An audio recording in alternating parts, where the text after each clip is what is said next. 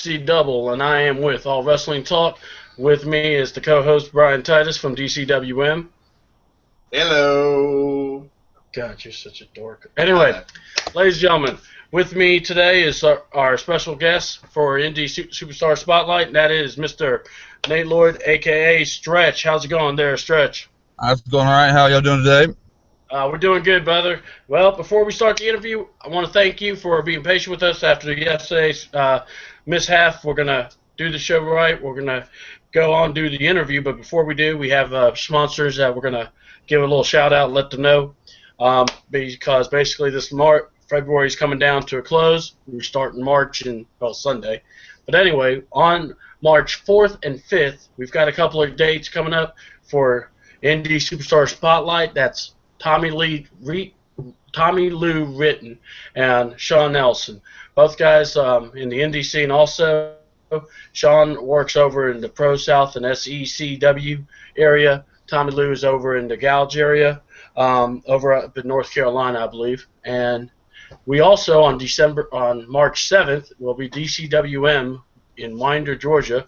We are having our show, Feel Lucky. This man will be there. And a few other guys. We got Hoss Michaels, has Brad Light and Titus, Axel Foley, Nitrous, to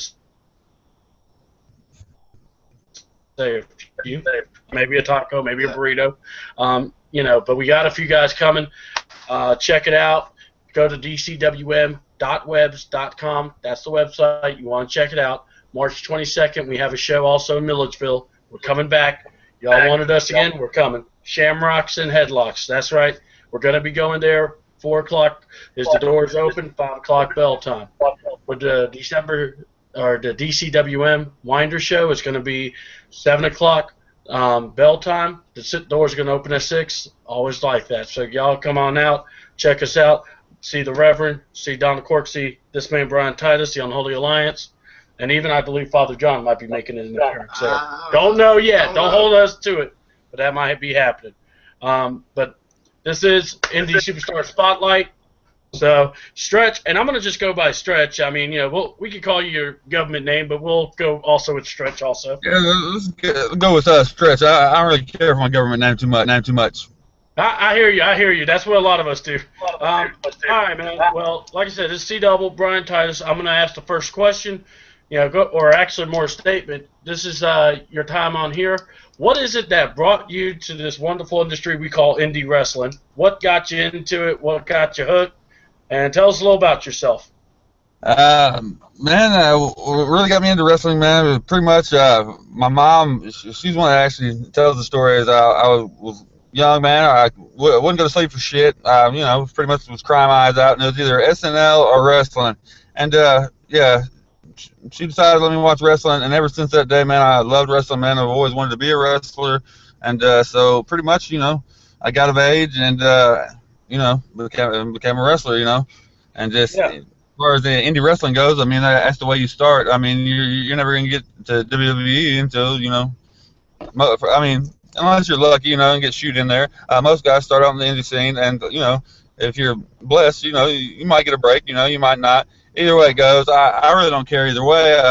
I enjoy indie wrestling, man. I love wrestling, man. I'm all about wrestling, man. And, yeah, that's just I love the sport of wrestling, man. It's pretty awesome. All right. Well, go ahead and start the question for you, and then we'll go forth. Being that you're in the business you work at, who trained you? Okay, I was briefly trained by Moondog Spot before he passed away, and then Frankie Tucker, right here in Osceola, Arkansas. I don't know if y'all have heard of the show Wrestling with Death, with LaFonso Latham and all that. That's on WGN. Okay, well, yeah, that's my home base. That's my home base with guys and everything, and that's where I'm from, and that's who trained me. And if anybody wants to get a good start, that's a good start. That's a good place to start. They will teach you, and they will teach you the right way. Okay. Good. Okay. Well, now, all right, you just said Wrestling with Death and also some of the organizations you worked with. Basically, how long have you been in the business there, man? I'm actually pushing 11 years. I mean, if you that's just like my in ring time. Now, I was actually messing around like in the business and setting up rings and stuff ever since I was 15 years old. So I'm 30 now, so probably if you counted setting up chairs, paying your dues, about 15 years. All right. Well, let's go ahead and ask the second question, which is, in the business, starting up, as you said, you started at a young age with setting up the rings and stuff. What, as in, what is Stretch? Who, your character? What is he? What's he about in the business? Kind of tell us, what's your development, your character that you do with Stretch? What's he all about? To be honest with you, really, as far as the character wise, I don't really consider myself a character, man. I'm just me. I'm just me, man. And I go out there and I wrestle, man, and I put on a good show, and I'll give the fans anything and everything they want to see, and pretty much, man. I mean, Stretch kind of came from Frankie. This is my first official match, whatever. Got it, Trammy Frankie or whatever. They're like, well, what are you gonna call yourself? Man, I've been killing myself, what I'm saying, for 2-3 weeks, saying, man, what am I gonna call myself? And he's like, why don't we just call you Stretch?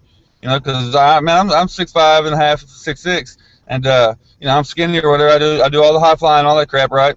And so he's like, we'll just call you Stretch. And it just kind of stuck, man. And I didn't really think it'd go over or whatever, man. But everywhere I go, man, people just seem to like it, man. And like I try to tell everybody, man, I'm about like New Jack. I'm not a comic book character. I'm not a storybook character. What I'm saying? When it all boils down to it, I will hurt you if it comes down to it. And that's just how I am, man. I go out there and I like to think of myself like Dean Malenko.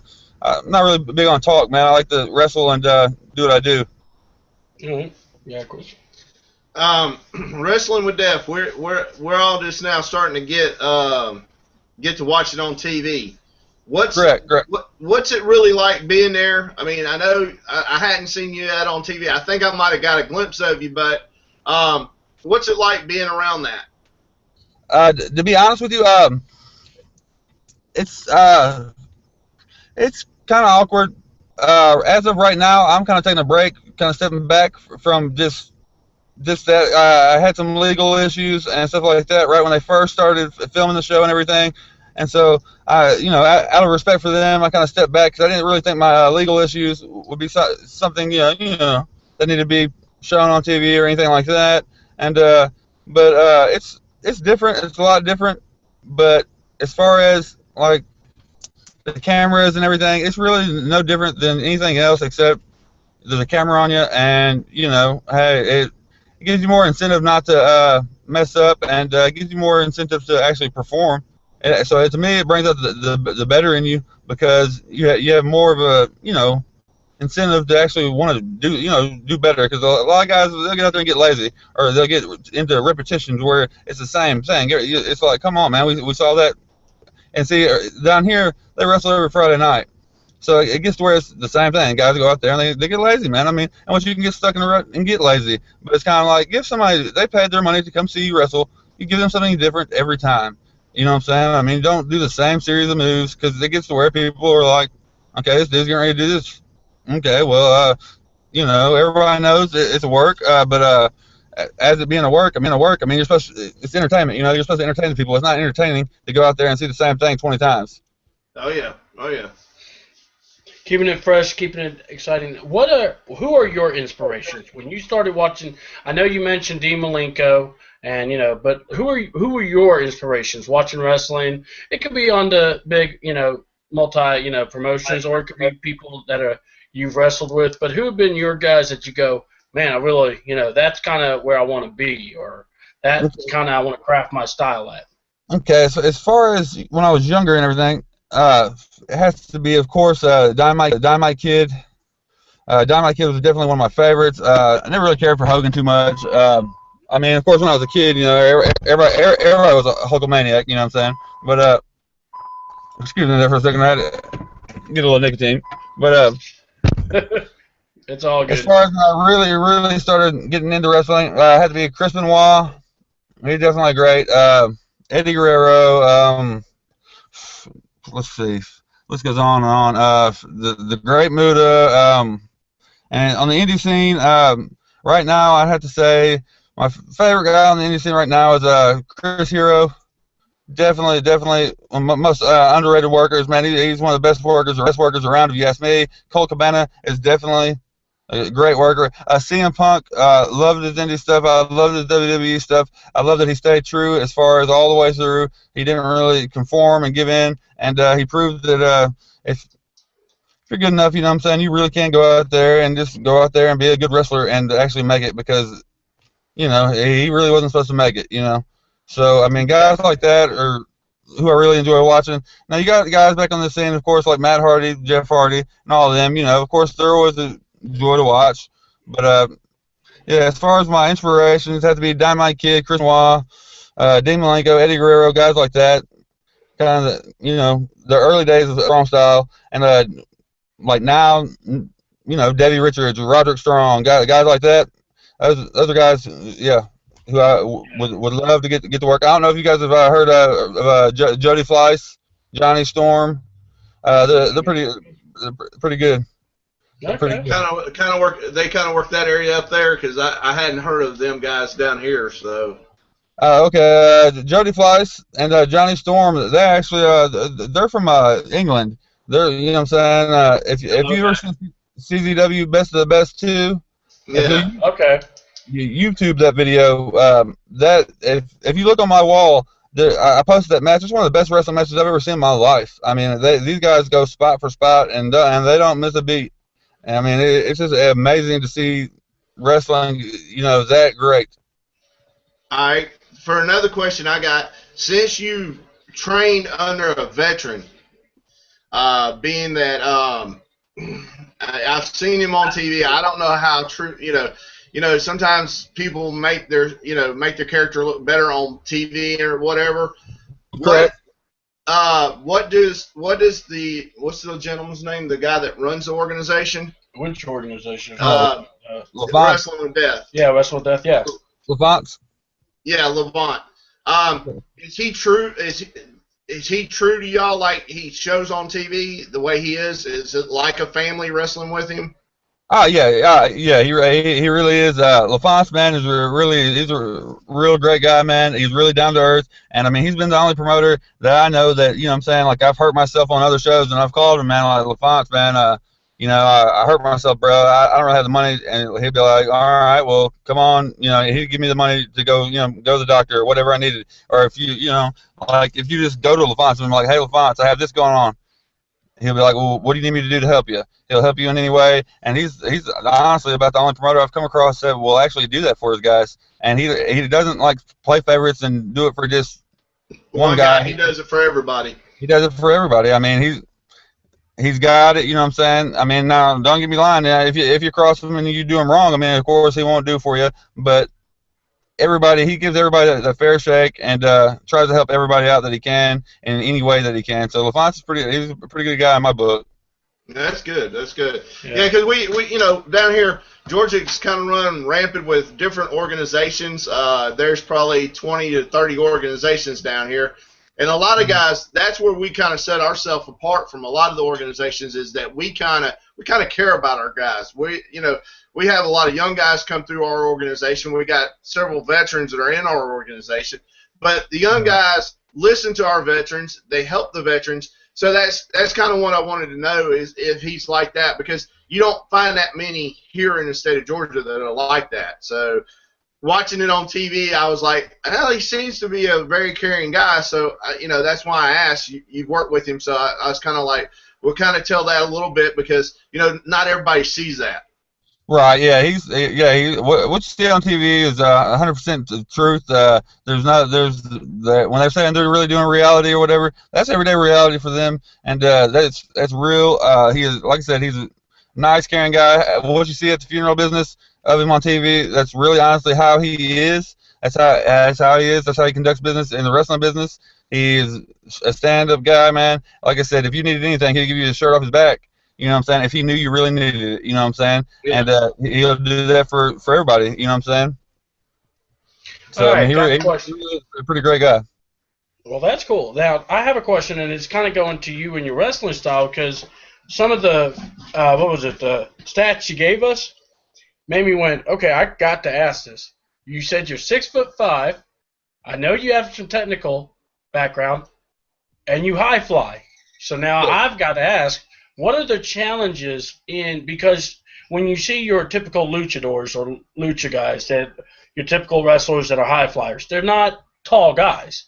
Right. So 6'5" fella flying off the top, there's going to be some challenges. What challenges have you had to adapt to be able to come up with your style? Because I mean, seeing some of your matches, like the one with Six or the CYN fella, was a really good match. Because you were as tall, if not taller than him, and it was just very intrigued. I was intrigued by that. Honestly, to be honest with you, a lot of challenges. The main thing was the short buildings. You know, I've had to, having to duck my head and pray to God I didn't break my neck. And a lot of it was just, I've always been very agile and everything. And when I was younger and stuff, I never really knew I was gonna grow to be this tall. It was like, wow. I just kind of woke up one night and I was like, wow, I'm a giant. Oh my God. But until then, I was always great at doing flips and a mag stand and do backflips on the ground and stuff. And when I got taller and stuff, it was just I'm scared. I just I'll do it. I'm like, if you want somebody to do something crazy and do something, I'm pretty much your guy to ask to do. Like, hey, why don't you jump off that 20-foot balcony over there? Hey, I'm gonna do it just to see if I can do it and not get hurt. I'm gonna do it just for that reason. You know what I'm saying? And it's fun to me, man. And so a lot of my style comes from me just being kind of half-ass crazy and loving wrestling. I love wrestling that much. It's like, okay, I'm gonna try it, and it worked out, and it's so far it's worked out for the best. And to me, the way I looked at it, it's made me more marketable because I didn't really, I'm not really into lifting weights and all. I mean, I stay in shape and everything, and I do like to lift weights. I'm just not a naturally big guy, and I wasn't gonna take anything to enhance myself. So it was like, okay, what's gonna make me different and kind of marketable and different? And I figured, hey, being 6'5" and being able to go up there and do a 450 or being able to do a Van Terminator, that's pretty different. There's not too many guys that are my height that can do that. And so I just said, screw it, I'm gonna do it, and that's what it is, man. I just kind of do it. Like I said, man, it all boils down to and stems from loving wrestling and just not caring and trying things and doing it. And obviously not thinking too much also helps. So. Oh, no, definitely not. Yeah. I won't lie to you, yeah. Well, being I'm 6'1", I get up on the top rope and I look over and I'm like, ain't happening. Have you gotten on the top rope? I've been up there, but yeah, you being 6'5", you're more of a man than I am because I get up there and I'm looking and going, no, I ain't falling from here. So look, don't let him fool you. His 450 splash, phenomenal. Yeah, right. Well, if I ever wrestle him, I am never gonna be in the way of that. We call it the exploding burrito. But no, getting back to it, you said you paid your dues in the business, before you got in the business, and that's what kind of we talk about a little bit because a lot of times young wrestlers coming into the business, they don't understand what paying the dues are. So why we're talking about this, you explain what you found out about paying your dues. It was a lot of paying my dues was, like I said, setting up the ring, of course. Setting up the ring, setting up the chairs, the long nights, man, and then when I actually started getting into the wrestling part of it, it was like, okay, not going in there and trying to go to the guy that's been doing this for 10 years and telling him, hey, I'm gonna hit you with this or I'm gonna do this to you. It's keep my mouth shut and keep my keep my ears open because I don't have I don't have any business telling him. I'm not telling him anything. I remember being a greenhorn man and a guy by the name of Motley Cruz. I love him to death and I love working him. I remember him I mean, he would tell me what to do, like as far as my moves. You know what I'm saying? I wouldn't even know. I just hit him with something. He'd be like, get him, get your pop, kid, pop, kid. I'm like, what the hell? You know what I'm saying? He just told me to do something. I just did. I mean, it was this, but I mean, it's like the chops, you know what I'm saying? The getting hard way. I remember doing all that for the first time, and you know what I'm saying? A lot of that, man, is just I said, man, boy, I've had teeth knocked out and stuff like that, you know, just when I was a greenhorn and stuff. And a lot of it was just them testing me and stuff like that. But, man, to me, this was paying my dues. You know, proving that I wanted to do this. All right. I mean, so we talk about that. Now let's go ahead and talk. What are your, like the matches you remember the most? Like, you know, if someone's like, man, you know, talk about, like, your favorite match, your favorite, you know, spot maybe, something that you got to do in the ring. What like pops in your head the first thing? It had to be a match I did with a guy, but like I just said, Motley Cruz and Devon Day, and it was in Trenton, Tennessee, and the reason it pops in my head was my favorite match because it really made me realize how long I really could wrestle, how long I could go for. You know, as you see, I smoke cigarettes, so you know, my airtime cut down a little bit. Well, anyway. We're about 45 minutes into this match, and the crowd's with us the whole way. You know, I've known Motley, like I said, and I've been, you know, working for about 8 years at this point in time. So, of course, you know, I'm not a greenhorn anymore.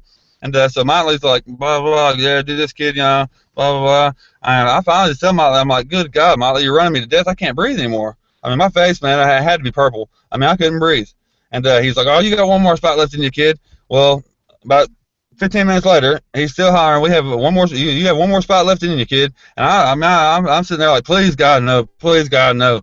But I mean, that right there would have to be my favorite match, just because of how long we went, and the crowd was with us the whole way, from beginning to the end. You know, from opening, you know what I'm saying, to closing, they were with us, and man, it just had to be one of my greatest matches because, like I said, that really, and it gave me the confidence to know I could wrestle that long if need be. And just everything about it just flowed. Everything about it was pretty cool. It just in my mind it has to be top match. Okay. Yeah. Got to wrestle anybody that you anybody that's really put you to the point where you thought everybody knows what a shoot match is. Yeah. Have you ever gotten to that where you thought it was a shoot match being one, but you kind of took a little more damage than you thought you should have? To be honest with you, I never really took more damage than I thought I should have. No, to be honest with you, because man, like I said, I've had these 4 bottom teeth knocked out in a match and stuff like that. Damage to me, I really don't worry about. I really worry about that, you know, the other guy getting damaged. Now, as far as like a shoot, if it's a shoot match, you know when somebody's shooting on you, and you know when somebody's working with you. If somebody's, I know what I was taught to do. If somebody's shooting on me, and that match isn't going to last very long, so there's not going to be too much injury to it. You know what I'm saying? There's not going to be that much injury to it. I know what I'm going to do, and they're going to do what they're going to do, and if that ever happens, everybody will find out, you know, what happens. But as far as now, as far as taking damage in the ring, I mean, I've taken a lot of damage in the ring and stuff like that, but it was never intentional. I never thought the other guy was trying to shoot on me. There's been times where, you know, of course, I've tatered some, like this guy, Lone Star. It sticks out of my mind because he's the only guy that's pretty much damn near knocked me out and like held me up, like, no, you're not going to sleep on me. But I'm sitting there. This is huge. He's sitting there. I popped him a couple times, and I'm known for being kind of stiff. And well, anyway, he was like, "Oh, you hit me in the mouth. Now you done pissed me off." Well, he batted me in the corner, but that third shot, I'm sitting there telling him, man, you're about to knock me out. He hit me one more time, man. Like I said, he had to hold me up. You know, it was pretty funny. But I mean, he wasn't really just shooting on me. You know, it was like, I understand why he did that. I mean, I hit him in the mouth. You know. Yeah. You know, I mean, it's just you don't do that. You know. So let me go ahead. Yeah, no, I was just going to ask, you know, when you, because I saw a couple of matches where you wrestled in a low ring, and I seen a medium ring, the high ring. But what do you prefer in a matchup? Like when you go into a ring, do you prefer a low boy? Do you prefer a medium or high? What, do you want a ring like ropes that are stiff, a little bit loose? If you could, arrange a ring to work for you, what would you like? I would like, to be honest with you, I would like a ring that felt like a waterbed with a tight-ass rope. All right, besides that, that's obvious for everybody. I agree with him. Can we get some of those? Talk to the owner, man. You're the one. I mean, really, we have a six-sided ring. I mean, come on, can't we develop the waterbed ring? I mean, hey, but other than that, man, I mean, really, just a ring, man. I like the roast to be.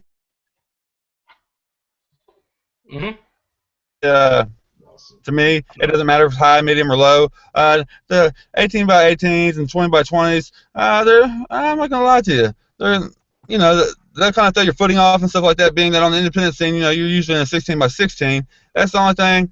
You get out there with a guy that hasn't been in the business too long or hasn't worked too much. They'll throw their footing off. Hey, it even throws my footing off still sometimes. But me, truly, I'd like the 18 by 18 ring, probably medium height, ropes tight, flexi beam frame, so it bumps good and everything, and that'd be a perfect ring for me. I didn't expect that question. No, my partner kind of threw me off with that one, but that was a good question though. Where do you see yourself in say 3 to 5 years? 3 to 5 years in the business. Man, to be honest with you, I really honestly right now I'm kind of in the possibly trying to make the transition to maybe run some shows myself. I'm kind of in a crossroads. I can either go two ways. I can either start running the shows myself, or I can go to IWA Mid South and places like that and start doing the deathmatch stuff. And I've done deathmatch stuff. I'm scarred up already, and I just don't know if it's worth it. I mean, I love wrestling and everything, and I understand their style of wrestling. And but man, I don't know if it's worth it to me like that. It is, but I'm getting older now, and it's not even really the age. It's just, do I see that being okay? If I do that for the next 10 years, hey, that's great and everything. But what am I going to be doing the 10 years afterwards? After that, I'm starting to kind of grow up a little bit and look at the longevity of it. I always do my high flying stuff and always give the fans what they want to see. But as far as my question is, do the fans really want to see somebody go out there and mutilate themselves?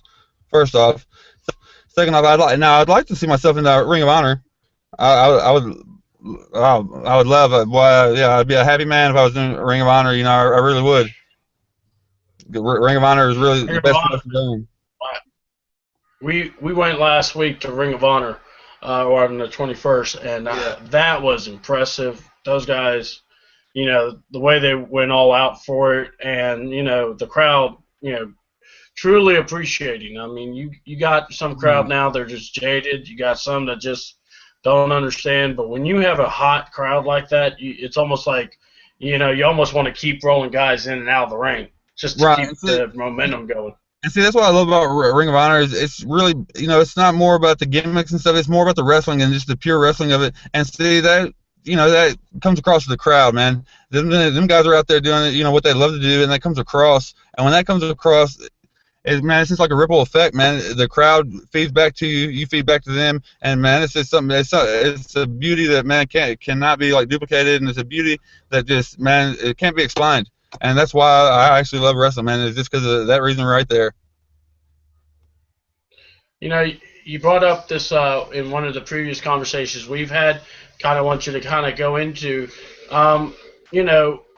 what do you think is the toughest challenge for the younger generation, the guys that are coming in? You see them coming in, wide-eyed, bush-tailed, ready to, say they're going to conquer the world, and then in a few minutes they're going, that hurt. What do you, I know the old thing is just wait them out, see who really wants to stay in there. But what is it that, makes you want to go, I could show them what I could do. I could teach. What is it that has to invoke the, come on over, I'll show you, in you? To be honest with you, if I see a guy that really has those guys that have love and passion for it, and you can tell the ones that do, and you can see it, man. I don't know what it is you can see in them, but you can just see something different about them that they really really love it, and they really really appreciate it. Because when they're getting their ass beat, they're not complaining about it. They're not, saying, "Oh, that hurt." They're just saying, "Okay, cool, that was cool. Thank you, thank you." They're shaking hands, telling the dude guy, "Thank you," and what I'm saying, they're just appreciating they're getting to be there. And a guy like that, what I'm saying, hey, if I, what I'm saying, why wouldn't you want to show somebody? Because you're gonna have people to carry this on. I'm not gonna be out here when I'm 90. What I'm saying, flipping off the ropes. So I mean, you have to have people that carry it on. When you see guys like that, these younger guys and stuff like that, that really truly want to do it, that's what makes me would make me want to teach guys to teach them my craft and my skill. All right. Go ahead, buddy. Being that way is a good thing. I look at I do the same thing. I look at a lot of guys. They come in, they want to get into business and everything, and you tell them, "Hey, all right, well, try this bump." You show them how to do it. Then they tell you, "I can't do that." Yeah, no. What do you usually say to somebody that says, "I can't"? Then I tell them, then see you later, because if you want to say you can't, then you're obviously not going to be able to wrestle, because you and I both know it's not normal to throw yourself down like that. Then what I'm saying, you're going to have to be able to. If you say you can't do it, then you've already defeated yourself in your mind already. You've already told yourself you couldn't do it, and so you're not going to be able to do it. And somebody that has that kind of attitude could never do this, because you cannot have that kind of attitude doing this. You have to have your mind made up. This is something you're going to do, and it's something you want to do. Because I remember, boy, getting trained, and I mean, I'd be puking. I'm talking about, when I say puking, I'd be hanging outside the ring puking, and they'd be like, "You want to quit?" And I'd be like, "Hell no, I do not want to quit." I was so determined to not let them make me quit. That fed me even more. I didn't want to quit, just to piss them off, Yep. Then we about made some guys puke the other day. That was the fun part. I started when I started my training sessions. I started doing it a little bit different than what happened to me when I came into wrestling, and I was just trying to help the guys get in the business, try to get the moves down, what to do and all this stuff. Not really pushing the issue on how hard to do, how much to do. So we've stepped up our game, and some of the boys that wasn't ready for that kind of figured out that things have changed real quick. So we're developing that old style school of, you want this, let's see how bad you want it. Correct. So right, and hey, that's the way it should be. Just for the simple fact, it's going to kind of eliminate the men from the boys, and then you get you some ones that want to do it and that have the heart for doing it, and that's where it all begins, man. The heart and the passion for it, and the love for it, man. Because if these guys think they're going to make a killing doing this, man, then I hate to tell them, they might be slipping in their car somewhere, and It is what it is, man. This is wrestling, man. You got to do this for the love and the passion of it, man. Because on the indie scene, I mean, hey, you can make decent money. You can, but it's hard to. And to get to that point, you're gonna have to really put some time in and some effort in. And if you can't get past a little bit, oh, I'm out of breath. You can't get past that. You're definitely not gonna get past going nights without eating and sleeping in your vehicle and making it to the next show when you broke bones. Like that match you're talking about with Sin or whatever. I broke my wrist, right there first minute and a half in the match, my left wrist, and I finished the match and I was just fine. I had to have surgery on my wrist, the next week, and that Friday night I was back in Osceola, Arkansas with this little cast thing they put on my wrist, wrestling that again that weekend. This is part of it. So as the guys that get out of breath and stuff and they want to quit, man, hey, it's probably better they went ahead and quit then before they got in there with somebody real deal and they realize, hey, I'm in the wrong spot. Because when they get in there with somebody real deal and they realize that, it's a little bit too late.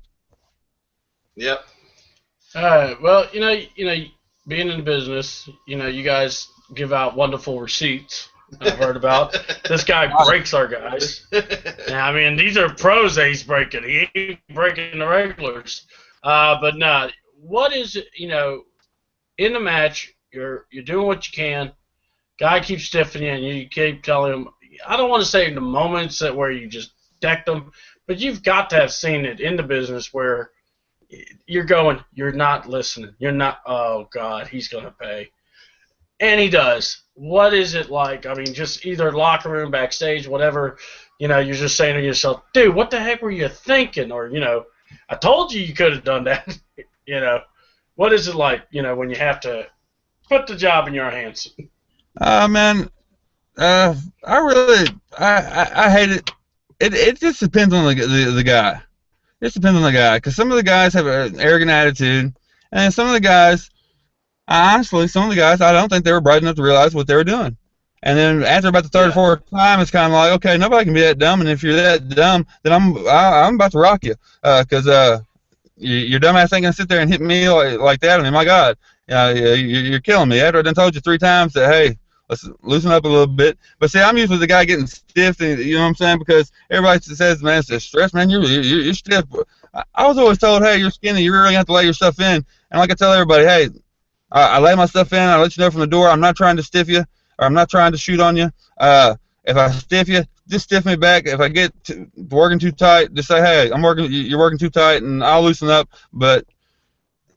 And now that's the funniest thing I've seen as far as that. One of my buddies, God bless, he's wrestling against he's gonna wrestle against Rodney Mack, and I don't know if y'all heard of Rodney Mack and Jazz. Oh, I know Rodney Mack. I know what you're talking about.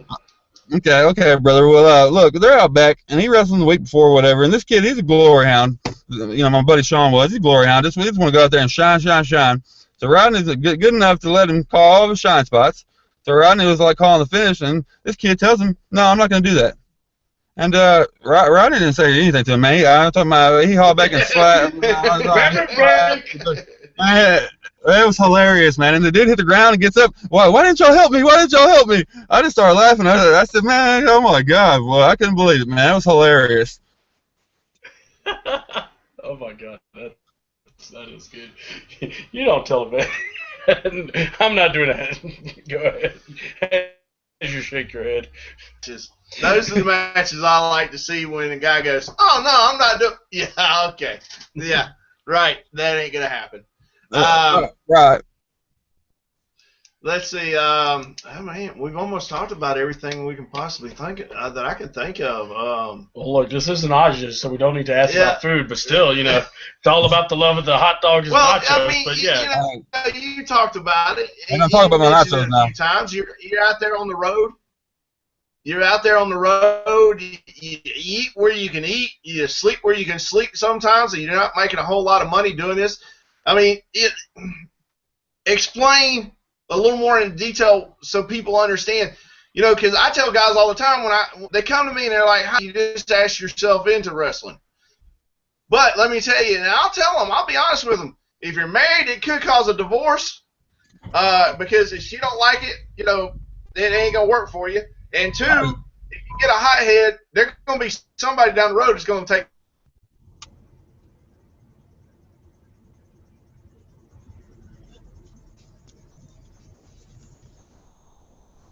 You're still there. Your connection is breaking up a little bit.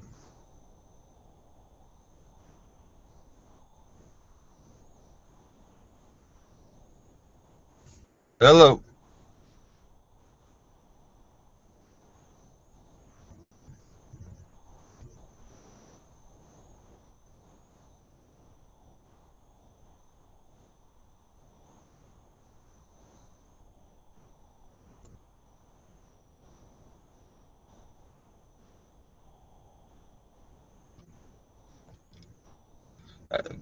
Hey guys, I don't know if y'all can see me, but y'all have froze up on my end.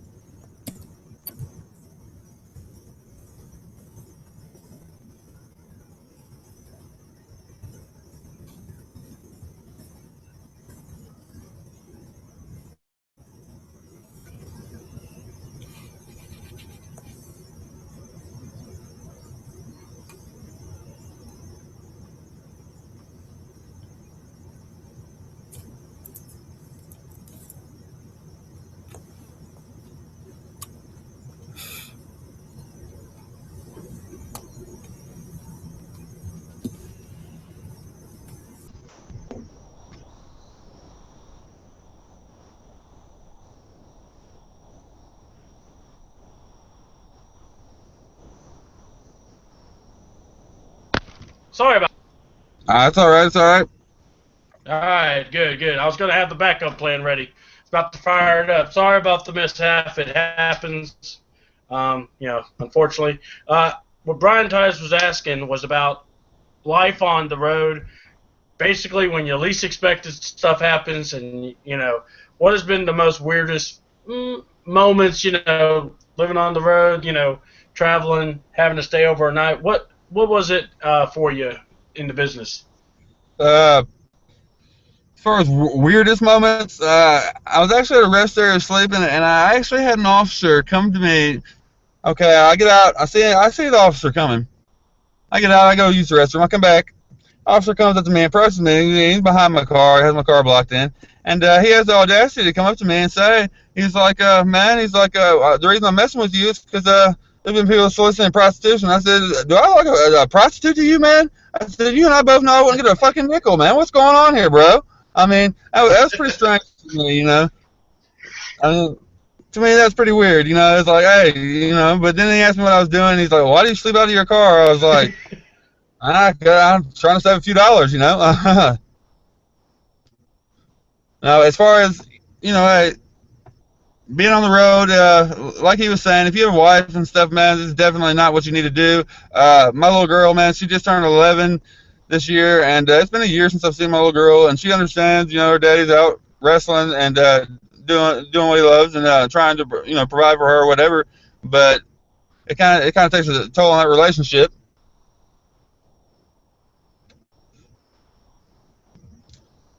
You guys there? I think he froze up again.